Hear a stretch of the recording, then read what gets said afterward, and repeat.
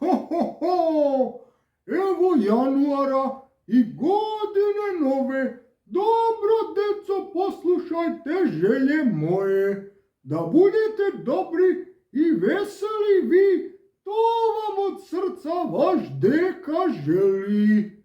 Kod kuće uvek obavezno da budete dobri, da sljedeće godine ispod jelke umjesto poklona ne biste zatekli ugalj u torbi.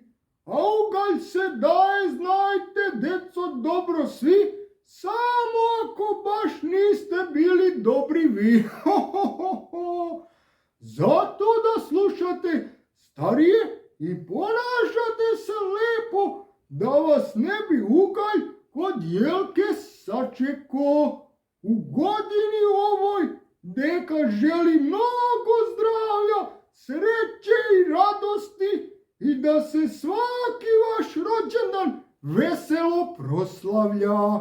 Godina je nova, al baš brzo proleti, svako kad poraste, dekinih se reči seti.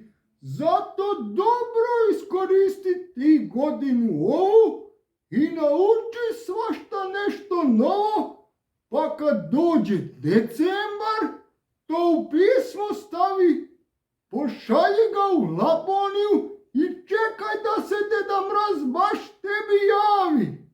Budi dobar kući, gledaj stalno tvoga deku, možda nekad i snimimo zajedno avanturu neku. To